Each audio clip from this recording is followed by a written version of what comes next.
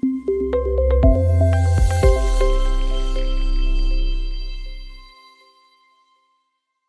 tout le monde, j'espère que vous allez bien. Aujourd'hui on se retrouve pour une nouvelle vidéo. Ça va être une petite vidéo pour les futurs étudiants d'échange. Ça va être une vidéo avec des tips, des conseils, des petits trucs de prévention, etc. Bref, un petit peu de tout. Je vous laisse regarder tout ça. Par avant, je voudrais m'excuser si je fais des petites fautes de français. Je parle anglais toute la journée et en plus j'ai pas du tout l'habitude de faire des vidéos face cam. Du coup je m'excuse si je fais des petites fautes de français ou autre. Ok, le premier conseil que je pourrais donner à n'importe quel étudiant d'échange, ça serait de partir avec zéro attente et de pas du tout se fier à ce que vous voyez sur les réseaux sociaux. Quand je dis partez avec zéro attente, c'est de pas du tout vous dire je vais partir aux US pour faire ce que ces gens-là sur les réseaux sociaux font. Je veux partir aux US parce que je veux cette expérience, parce que vous avez vu ces trucs-là sur les réseaux sociaux. C'est pas parce que vous voyez des trucs sur les réseaux sociaux que forcément dans votre année d'échange vous allez les faire. Il y a des trucs que j'ai vus sur les réseaux sociaux comme tout le monde que j'ai jamais fait alors que ça fait 8 mois que je suis aux US. Il y a des trucs que j'ai fait qu'ils ont jamais montré alors que pourtant c'est des trucs extraordinaires. Toutes les expériences sont différentes, c'est pas parce que certains ont fait des activités que vous allez les faire, c'est pas parce que vous faites des activités qu'ils vont les faire. Il y a des trucs forcément dans votre année d'échange, il y a des gens qui les ont fait, vous les ferez pas. Il y a des trucs que vous allez faire que ces personnes ne feront pas parce que une année d'échange c'est propre à chacun et c'est différent pour tout le monde. Je ne pas suivre les réseaux sociaux, c'est si vous partez aux États-Unis parce que vous avez vu cet influenceur ou cette influenceuse avoir cette villa aux US et que vous voulez partir aux États-Unis juste pour ça, vous partez pas pour les bonnes raisons. Alors certes c'est censé vous donner envie quand vous voyez ces influenceurs, mais ces influenceurs sur TikTok, Instagram, Pinterest, YouTube, en général, ils vont vous montrer que les bons côtés. Ils vont pas vous dire qu'ils ont pleuré dans leur lit parce qu'ils se sentaient seuls. Ils vont pas vous dire qu'ils ont pas eu d'amis le premier mois, etc. Parce que c'est pas des choses qui donnent envie aux gens de regarder. Forcément, ils vont dire qu'ils passent une expérience super, machin, etc. Alors que c'est pas forcément vrai. Dans une expérience, vous allez avoir des hauts, vous allez avoir des bas. Je vais y revenir après encore une fois. Mais ne vous fiez pas aux réseaux sociaux. C'est clairement pas parce que vous voyez quelque chose sur le TikTok d'une fille que vous allez faire la même chose. Vous allez faire des choses différentes d'elle, vous allez faire des choses pareilles qu'elle, mais vous ferez jamais tout pareil qu'elle. Donc si vous partez aux US ou peu importe, parce que vous vous êtes dit je veux la même vie que cette fille, vous n'aurez jamais la même expérience et jamais la même vie que cette fille ou ce garçon. Un truc que je pourrais vraiment dire à tous les étudiants d'échange, c'est soyez ouverts d'esprit et vraiment dites oui à tout. Dans la mesure où ça vous met pas en danger, dites oui à tout, testez tout, faites tout ce que vous pouvez, faites-le, même si ça dure 2 heures, même si c'est pas intéressant, même si c'est pas vraiment ce que vous voulez tester, même si vous avez déjà fait ça dans votre vie, faites-le. Peu importe, ça vous apportera de l'expérience, ça vous fera grandir, etc. Faites tout ce que vous pouvez tester. Des fois, vous allez vous dire ah non, je vais pas faire ça, c'est inintéressant, et finalement vous allez vous éclater de ouf. Du coup, n'ayez pas peur, testez, ça arrivera une seule fois dans votre vie, testez-le tout simplement. Vous savez que j'aurais aimé avoir avant de partir, mais je pense que ça aurait rien changé. Juste faites attention à votre argent. En général, vous allez avoir une somme d'argent de poche beaucoup plus conséquente que ce que vous avez en France ou dans le pays dans lequel vous vivez. Moi ça m'a fait bizarre au début, j'avoue qu'au début je dépensais pas beaucoup, j'étais un petit peu timide à l'idée de dépenser. À un moment donné pendant mon année d'échange j'ai eu ma période où je dépensais pour tout et n'importe quoi, l'argent me brûlait les doigts ou je ne sais pas, je dépensais pour tout et n'importe quoi. Maintenant ça s'est calmé, j'ai pris la notion des choses, etc. Voilà, juste faites attention. En général vous avez 300 € d'argent de poche ou 250, enfin, voilà. Plus que vous n'en avez en France, mais du coup réfléchissez avant d'acheter vos trucs, etc. Dépensez pas 300 $ dans un fast food, vous allez manger à McDonald's plusieurs fois dans l'année, vous allez sortir, etc. Ne dépensez pas des milliers de cents dans des trucs inutiles, voilà. Il y a des trucs aussi, pensez qu'il y a des périodes où vous allez beaucoup plus dépenser. Quand vous allez arriver dans le pays, vous allez beaucoup plus dépenser parce que vous allez acheter des trucs de première nécessité. Si vous faites du sport, vous achetez des équipements. Ensuite, la période de l'hiver, vous allez en général vous acheter un manteau, des bottes. Par exemple, moi j'ai beaucoup dépensé en hiver. Par exemple, la période de décembre, janvier, j'ai beaucoup dépensé parce qu'il y a eu les cadeaux de Noël. J'ai dû m'acheter un manteau d'hiver parce que j'habite dans le Maine et qu'il fait moins 25 l'hiver. J'ai dû m'acheter des bottes, etc. Enfin, c'est des dépenses qu'il faut prévoir, donc vous dites pas ah bah je vais claquer 300 € dans des chaussures alors que la semaine d'après vous devez vous acheter un manteau quoi. Juste réfléchissez aux dépenses que vous avez à faire et comprenez qu'il y a des fois vous allez avoir plus d'argent de poche pour un certain mois parce que vous n'avez pas dépensé le mois d'avant et des fois vous allez dire à votre mère oui bah maman j'ai un peu dépensé et il faut que tu me fasses un virement. Voilà, il y a des mois qui sont différents des vôtres. Ne vous inquiétez pas si en mai vous n'avez pas votre placement. La plupart des placements sont faits fin juillet et août et très tard en août parce qu'ils casent un maximum de personnes en fait à la fin de l'année. Donc ne vous inquiétez pas si en mai vous n'avez pas votre placement, il y a très peu de personnes qui sont placées en mai. Je sais qu'avec le Covid c'est dur de se dire est-ce que je vais avoir un placement ou pas parce qu'il y a beaucoup de gens qui déclinent, il y a des lycées qui refusent des étudiants d'échange, etc. Mais ne perdez pas espoir. C'est pas parce qu'en mai vous n'avez pas de placement que vous ne partirez pas. J'ai eu mon placement le 3 août, je suis partie le 20 août, alors que ça faisait 2 ans que j'attendais mon placement parce que j'aurais dû partir l'année du Covid mais que j'ai annulé à cause du Covid. Mais ne perdez jamais espoir en vous disant j'aurai jamais de famille d'accueil, on est en mai, j'ai pas de famille, c'est pas vrai. Le général, les familles sont fin août, donc ne vous inquiétez pas. C'est pas parce que vous êtes dans un état qui n'est pas connu que votre année d'échange sera mauvaise. C'est pas parce que vous n'êtes pas en plein milieu de la Californie, en plein milieu de la Floride, dans l'état de New York que votre année d'échange sera nulle. Ça veut rien dire. Des fois, vous pouvez être placé en Floride et vous ennuyer toute l'année, comme être placé dans le Michigan et vous amuser pendant toute votre année d'échange. Ça veut rien dire. La popularité de l'état ne décide en rien votre année d'échange. Quand on m'a appelé, on m'a dit que j'étais dans le Maine. J'avais jamais entendu parler de cet état auparavant. C'est un état assez petit et tout à droite. Et je peux vous dire que j'ai la meilleure expérience de toute ma vie. Alors certes, j'ai une expérience différente des gens qui habitent dans le sud. Parce que forcément, moi en hiver il fait moins 25. Alors que eux en hiver il fait 10 degrés. C'est différent. Forcément votre année d'échange elle sera différente. Mais c'est pas parce que vous êtes dans un état froid ou dans un état pas connu que votre année d'échange sera nulle. Ça ne veut rien dire. À propos des familles d'accueil, partez vraiment avec zéro attente et ne vous faites pas d'idées préconçues avant d'avoir votre placement. Ne vous dites pas je suis dans une maison hyper grande avec piscine, avec un jardin immense, je serai toute seule, j'aurai ma chambre, ma salle de bain, mon étage. Pas du tout. C'est pas parce que certains influenceurs, comme je vous l'ai dit, ont ça que vous allez avoir ça. C'est totalement faux. Et surtout ne partez pas avec des idées préconçues que vous voulez quelqu'un de votre âge, que machin, que bidule. Partez forcément ouvert d'esprit. Quand on m'a appelé, on m'a dit que j'avais deux petits frères. Enfin, on m'a dit que j'avais une petite sœur et un petit frère d'accueil. J'avais jamais eu de frères et sœurs plus jeunes que moi, parce que j'ai toujours été la plus jeune et j'aime pas spécialement les enfants. Et pourtant, mes frères et sœurs, je les adore. Je pourrais passer des après-midi entières avec eux, même si des fois forcément ils m'agacent. J'adore vivre avec des petits frères et des petites sœurs, alors que pourtant, quand je suis partie, j'étais très inquiète à propos de ça. Et pourtant, tout se passe très bien. Donc vraiment, partez pas avec des idées préconçues dans votre tête parce que ça se trouve vous allez être là, ah non mais ça va pas bien se passer, la famille elle est pas comme je voulais, et vous allez passer la meilleure année de votre vie. Donc voilà. Gardez aussi à l'esprit que la plupart des familles sont bénévoles, elles font ça juste parce qu'elles sont gentilles et bienveillantes, donc rendez-leur l'appareil. Soyez serviables et respectueux. Des fois ils vont vous demander des choses que vous n'avez pas forcément envie de faire, mais faites-le, ça vous prend 5 minutes de votre temps. Faites attention si par exemple vous mangez quelque chose dans le salon et que personne n'a mangé à ce moment-là, lavez votre assiette, essayez de faire votre lessive par vous-même au lieu de les donner à votre famille d'accueil. Si elle propose de les faire gentiment, il n'y a pas de souci, donnez-le, mais c'est mieux si vous le faites par vous-même, vous serez toujours plus servi par vous-même que par quelqu'un d'autre. Si tu vois qu'ils ont besoin d'aide, dites-leur, est-ce que vous avez besoin d'aide, est-ce que vous voulez que je fasse ci ou fasse ça. Si vous dites non, c'est qu'ils n'ont pas besoin. S'ils vous disent bah oui j'ai besoin, bah ça leur fera toujours plaisir, ils verront que vous êtes impliqué dans quelque chose. Si par exemple vous avez des petits frères ou des petites sœurs, demandez-leur s'ils ont besoin d'aide pour le babysitting, etc. Bref, instaurez une relation de confiance avec eux parce que c'est des gens avec qui vous allez passer toute votre année, et si vous avez une relation de confiance avec eux, ça va se passer tellement bien que si vous avez une mauvaise relation avec votre famille. Aussi, avec votre famille d'accueil, pour instaurer une relation de confiance au début de l'année, parlez tous ensemble.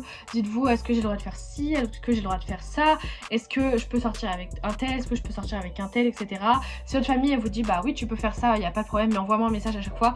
Envoyez le message, ça coûte rien du tout d'envoyer un message pour dire bah tout va bien, je suis arrivée au lycée, ou tout va bien, je suis arrivée chez ma pote. Ça coûte rien, juste respectez les règles que vos familles vont vous donner. Ça va créer de la confiance entre vous et ils vous laisseront faire beaucoup plus de choses par la suite. Et voilà. Et soyez pas trop sur votre téléphone non plus parce que ça peut être agaçant de voir que quelqu'un est sur son téléphone en permanence, c'est juste ennuyant. Un conseil aussi que je pourrais vous donner, c'est n'ayez pas peur d'accoster les gens, n'ayez pas peur de proposer aux gens de faire des choses, n'ayez pas peur de proposer aux gens de manger avec eux, de sortir avec eux, etc. Parce que faut savoir que ces personnes, elles ont déjà leur vie, elles ont déjà leur groupe de potes. Alors si vous essayez pas de vous immiscer un peu dans leur vie, vous allez jamais y arriver. Les gens en général vont parler la première fois pour dire oh my god tu viens d'où, oh tu viens de France, oh d'accord c'est super, oui oui baguette, et terminé. Ils vont pas forcément continuer la conversation si vous continuez pas, parce qu'ils vont pas juste pas y penser, ils ont des choses à faire, ils ont des choses à penser, ils ont leurs autres amis, etc. Alors que si vous leur parlez, vous continuez la conversation, que vous leur dites ah bah ça serait bien si on faisait des activités ensemble, etc. Au fur et à mesure, même si c'est un peu bizarre de faire des activités quand tu connais pas quelqu'un, au fur et à mesure ça va devenir tes amis et après tu auras plus du tout de gêne avec eux.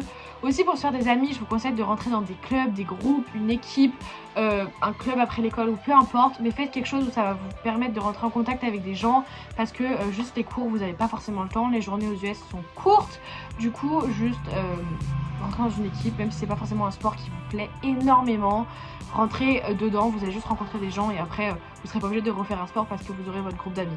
Aussi, faites attention à qui vous confiez des choses et à qui vous donnez votre confiance. Vous êtes dans un pays que vous ne connaissez pas, une culture que vous ne connaissez pas, des gens que vous ne connaissez pas. Donc c'est vrai, vous allez vous sentir un peu seul et vous allez avoir envie d'avoir cette confiance, de cette relation avec des gens assez rapidement. Mais ne confiez pas des choses qu'après, par la suite, vous allez regretter d'avoir confié ou que les gens peuvent utiliser à votre détriment, etc. Parce que vous allez juste vous sentir bête d'avoir confié ça à des gens et puis par la suite de se dire ah mince, j'aurais pas dû faire ça. Donc réfléchissez et confiez votre confiance à des gens qui le méritent tout simplement. Je vous dis, instaurez une bonne relation, soyez ouverts, etc. Mais il y a des gens qui ça colle pas. Il y a des gens, ils vont avoir une famille d'accueil, ils vont avoir le besoin de changer parce que la famille d'accueil ça fonctionne pas. Ils vont avoir des coutumes que vous n'aimez pas. Vous allez avoir des coutumes qu'ils ne vont pas aimer, etc. Donc vous allez avoir besoin de changer de famille d'accueil. Faut savoir, je parle par expérience parce que je connais beaucoup de gens qui ont changé de famille d'accueil, que en premier lieu on va mettre la faute sur vous, on va vous dire que c'est à vous de changer quelque chose, c'est à vous de vous adapter parce que les gens font ça par bienveillance, donc au début ça va être que votre faute. La correspondante locale va essayer de vous parler à vous, etc. moins que parler à la famille d'accueil, mais si vous voyez que ça continue, etc. essayez de faire en sorte de montrer que c'est pas vous le problème, essayez de faire en sorte de parler à la correspondante beaucoup et vous verrez que vous changerez de famille d'accueil, mais ne soyez pas étonnés si au début on remet la faute sur vous et on vous dit que c'est vous le problème parce que c'est à vous de vous adapter. Ça paraît logique, des fois c'est juste que vous êtes timide et que ça fonctionne pas alors que la famille est super ouverte d'esprit. Donc vraiment ne vous inquiétez pas si on remet la faute sur vous au début, mais si c'est vraiment la famille d'accueil qui a un problème, les correspondants locaux et même les gens au-dessus des correspondants locaux le verront et vous changerez de famille si vous en avez besoin.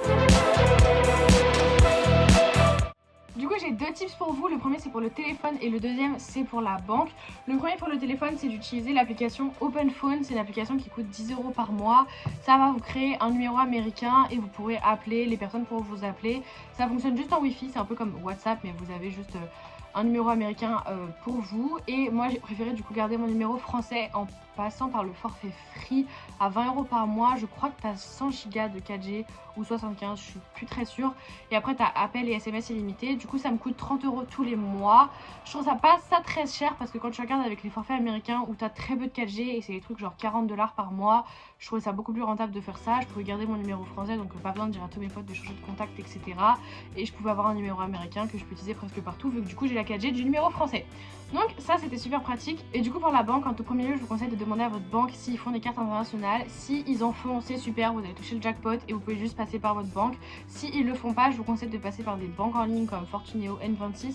Pour ma part je suis passée par Fortuneo, ça fonctionne très bien, j'ai aucun problème, ma mère peut me faire des virements, il n'y a aucun problème, ma famille peut faire des virements, il n'y a aucun problème, je veux moi-même faire des virements, etc. Je peux voir mes dépenses, etc. Il n'y a pas de problème, ça va marcher avec une application. J'ai reçu la carte en 2 semaines je crois, enfin il n'y avait pas de problème, je paye pas, quand je paye juste 10 € par mois le prix de l'abonnement de la carte, mais c'est pareil dans toutes les banques quoi. Juste les avantages c'est que vous avez besoin d'être majeur pour le faire, du coup ça va être au nom de vos parents. Après en général vos parents ont le même nom que vous, si ce n'est pas le cas faites juste attention, mais en général ça pose pas de problème si votre carte bancaire elle n'a pas le même nom que vous. Donc du coup voilà, ça va juste, par exemple moi c'est au nom de ma mère ma carte, mais ma mère a le même nom de famille que moi donc c'était pas très dérangeant. Ensuite, un truc super important, faites preuve de patience durant toute votre année d'échange. Forcément au début vous allez vous sentir seul, vous allez être triste, vous allez pleurer dans votre lit, vous direz oh, mais je veux rentrer chez moi, je me sens seule, etc. C'est normal, faites juste preuve de patience. Forcément au début vous n'aurez pas d'amis, ça paraît logique, vous arrivez dans un endroit où personne ne vous connaît, vous parlez pas la langue. Ça paraît logique que vous n'aurez pas d'amis le premier mois, mais après vous allez faire plein de micro-amitiés, etc. et vous allez en avoir beaucoup plus. N'oubliez jamais aussi que les amitiés que vous faites au début sont pas forcément celles que vous allez garder à la fin. Vous allez avoir, comme je vous l'ai dit, un tas de micro-amitiés au tout début de l'année et à la fin vous aurez un solide noyau avec vos amis, vous pourrez vous confier, avoir de la confiance, etc. faire des soirées, etc. Mais voilà, n'ayez pas peur, faites preuve de confiance. Forcément vous allez avoir des insécurités dans votre année, mais n'ayez pas peur. Comme je vous l'ai dit, il y a des avantages à faire une année d'échange et il y a des défauts. Les défauts c'est que tu vas sentir beaucoup de solitude. Parce que tu es toute seule dans un pays, c'est des gens qui parlent pas ta langue, c'est des gens qui n'ont pas ta routine de vie, c'est des gens qui n'ont pas ta culture de vie, c'est pas les mêmes aliments, c'est pas la même... tout simplement c'est pas la même vie. Donc forcément des fois vous allez vous sentir seule, vous allez vous dire que personne vous comprend, que vous êtes en fait perdu. Mais ne vous inquiétez pas, ça va aller. Des fois vous allez pleurer parce que vos amis vous manquent, vous allez pleurer parce que votre famille vous manque, vous allez pleurer parce que la nourriture vous manque. Pour je ne sais quelle raison, des fois vous allez vous sentir triste, mais ça va aller. perdez pas espoir, ne baissez surtout pas les bras. Tout le monde passe par des moments où il se sent triste. Personne n'aura une année d'échange au top du top où il va jamais pleurer. Je pensais ça au début parce que j'ai pas eu du tout eu d'homesick, ma famille me manquait pas, etc. Mais pourtant il y a des fois j'ai pleuré parce que je me sentais seule, parce que c'était pas forcément ce que je voulais ou machin. Mais le lendemain tu te réveilles et tu te dis non mais en fait si, je suis très bien ici, c'est ce que je veux, j'ai toujours rêvé ça, je vis une expérience super, il y a des gens qui paieraient pour être à ma place. Et je me suis réveillée, je me suis dit mais non tout va bien et j'ai arrêté de pleurer. Tout simplement il faut juste relativiser et se dire que tout ira mieux après. Voilà. Truc que je sais pas trop si vous avez entendu parler, mais votre corps durant votre année d'échange va changer. Vous allez maigrir, vous allez prendre du poids, ça dépend de comment vous êtes, mais ne faites pas une fixette sur ça. La plupart des gens prennent du poids parce qu'aux US ils ont une alimentation différente d'en France, mais c'est pas parce que vous allez prendre du poids que c'est mauvais. Vous prenez du poids parce que vous êtes heureuse, parce que vous testez les trucs que vous avez envie. Si vous perdez du poids, c'est parce que des fois vous vous remettez au sport que vous n'avez pas fait depuis longtemps, parce que finalement votre famille d'accueil elle a un rythme de vie super healthy et que vous mangez, vous faites attention, etc. Donc voilà, c'est pas parce que quelqu'un a pris 10 kilos que vous allez en prendre 10. Il y a des gens qui ont pris juste 2 kilos, des gens qui en ont perdu 10. Voilà, faites pas une fixette sur votre poids, c'est différent pour tout le monde et ça arrive de prendre du poids, ça arrive d'en perdre, tout simplement. Aussi, acceptez que vos émotions changent et que vous n'êtes pas tout à fait heureux des fois, que des fois vous êtes complètement triste. Acceptez le fait que des fois vous overthinkez à propos de quelque chose. Acceptez juste vos émotions, c'est pas grave de pleurer, c'est pas grave d'être triste, c'est pas grave si quelqu'un te manque. C'est pas parce qu'on t'a dit mais non, moi ma famille elle me manque pas, que toi ta famille elle va pas te manquer, ta famille peut te manquer, tes amis peuvent te manquer, tes amis ne peuvent ne pas te manquer. Et inversement, voilà, tout simplement. N'ayez pas peur de vos émotions, des fois vous êtes triste, des fois vous êtes heureux, n'ayez juste pas peur. Ne vous dites pas ah non mais c'est pas bien, faut pas que je sois triste, je vis une expérience super. Des fois vous avez ce besoin de pleurer, ça ira mieux demain. Bon voilà, je crois que j'ai fait le tour de tous les conseils que je pouvais vous donner, les préventions que je pouvais vous dire, les petites astuces que je pouvais vous donner. Bref, je crois que j'ai fait le tour de tout ça, je vous fais de gros bisous, bye.